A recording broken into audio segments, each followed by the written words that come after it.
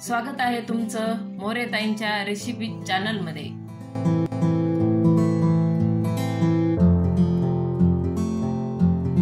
चला तर मग व्हिडिओमध्ये पुढे जाण्याआधी बेल आयकॉन दाबून चॅनलला सबस्क्राइब करा आणि सुरू करा मोरेताईंसोबत आजची ही चवदार रेसिपी बनवायला। नमस्कार मंडळी, आज आपण एक नवीन रेसिपी करणार आहे, ती म्हणजेच शेंगुळे करणार आहे। तर मी शेंगुळ्यासाठी 3 पीठ वापरलेले। गव्हाचं पीठ घेतले 2 वाट्या, ज्वारीचं 1 वाटी घेतलं आणि बेसन पीठ 1 वाटी घेतले। आता त्याच्यासाठी हिरवी मिरची घेतली, जिरे, लसूण घेतला, थोडा ओवा टाकणार आहे, कोथिंबीर घेतली आणि आपण मेथी पण टाकणार आहे। मेथी टाकून आपण शेंगुळे करणार आहेत किंवा याला तिखट फळं पण म्हणतात। आता मी आधी मेथीची भाजी आणि कोथिंबीर धुवून घेणार आहे आणि आपल्याला एकदम बारीक कापून पिठामध्ये टाकायचे आणि हिरवी मिरची, लसूण आणि जिरे ते पण आपण बारीक करून घेणार आहे। हे हिरवी मिरची, लसूण, जिरे असं बारीक करून घेतलंय। कोथिंबीर धुवून बारीक कापून घेतले, मेथी पण धुवून बारीक कापून घेतले। आता आपण पीठ भिजवून घेऊ। आता आपण हे तिन्ही पण पीठ एकत्र करून घेऊ।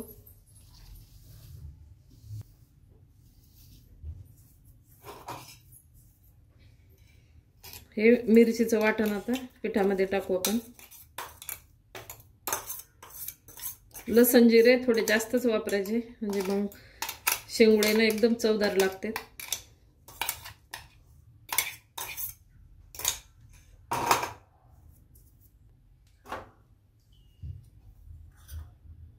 हळद टाकून घेऊ आपण, चवीनुसार मीठ टाकून घेऊ।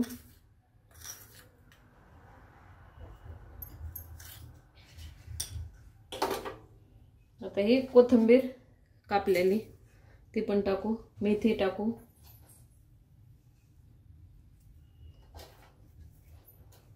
थोडासा चोळू नको, म्हणजे चोळल्याने काय होते, छान वास येतो ओव्याचा।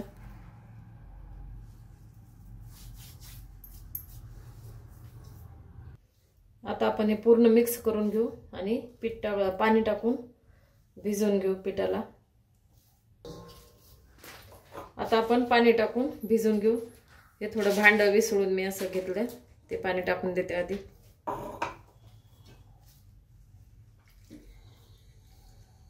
आणि घट्ट गोळा करायचा, जास्त घट्ट नाही आणि जास्त पातळ पण नाही।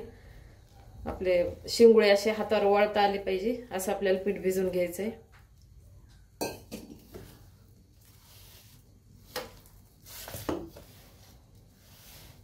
आणि थोडं रोज रोज भाजी पोळी खाऊन कंटाळा येतो ना, तर थोडासा बदल म्हणून छान वाटते। किंवा सर्दी वगैरे झाली, तोंडाला चव नसेल, तर हे असे शेंगुळे करायचे तर छान लागत आहेत खायला आणि तोंडाला चव पण येते।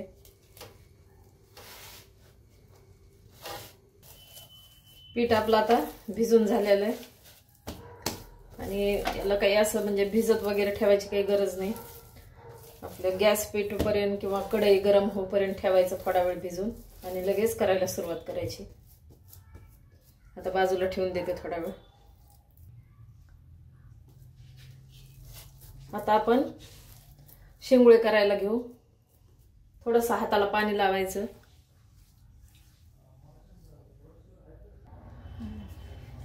आता आपण हाताला असं पाणी लावून घेतलंय। आता आपण शेंगुळे करणार आहेत ना, तर असं हातावर हे असं वळून घ्यायचं। तुम्हाला कसं केवढ्या आकाराचं पाहिजे आणि त्याला असं गोल आकार करायचा। हे असं किंवा असे नुसते लांब लांब पण करून टाकले तरी ते पण चालते, नाही तर असे गोल गोल आकाराचे। आम्ही दोन्ही पण प्रकार करतो, म्हणजे गोल काय टाकते आणि नुसते असे लांब लांब करून पण सोडून द्यायचे। आता हे असे ठेवायचे आणि पाण्याला उकळी आली की हे असे सोडून द्यायचे। तर मी चांगले आता छोटा असं ताट भरून हे करून ठेवते, म्हणजे एकदाच उकळीमध्ये टाकायला। तर आता अशा प्रकारे मी करून घेते।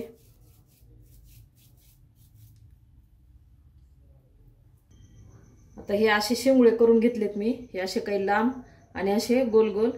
तर आता आपण कढई ठेवून आपण याला आदन ठेवणार आहे पाण्याचं आणि त्याच्यामध्ये उकळी आल्यावर हे सोडणार आहे. आता गॅस पेटून मी कढई ठेवले. गॅस पेटून कढई ठेवले. आपण आता तेल टाकून घेऊ. थोडंच टाकायचं, जास्त नाही टाकायचं. थोडे जिरे टाकू.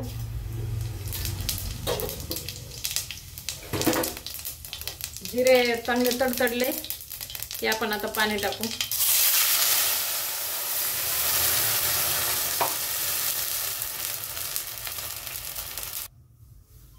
आता आपण पाणी टाकून घेतलंय. तर आपल्या पिठामध्ये पण मीठ आहे, पण आता आपल्याला पाण्याला ना चव येण्यासाठी पाण्यात थोडंसं मीठ टाकायचंय. म्हणजे मग फळं खाताना पाण्याला पण चव येते.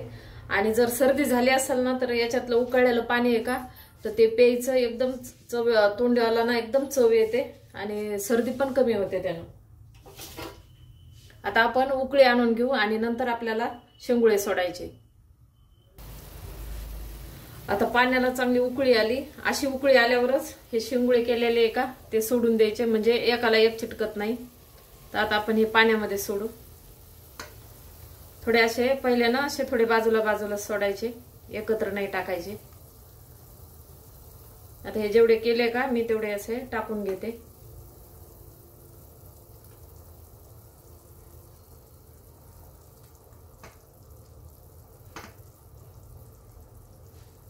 आणि हिरव्या मिरचीचेच एकदम चवदार लागतात. असे ह्या माझ्या प्रकारे असे मी जसे केले का हिरव्या मिरचीचे तसे एकदा तुम्ही नक्की करून बघा आणि कसे झालेत ते मला कमेंटमध्ये सांगा. आता राहिलेले मी असेच करून घेते.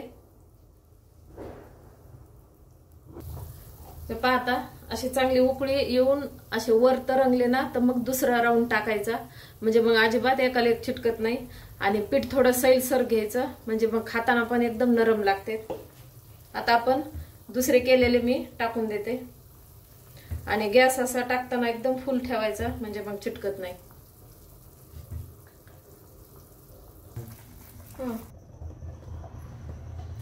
झाकण ठेवलं होतं मी थोडा वेळ.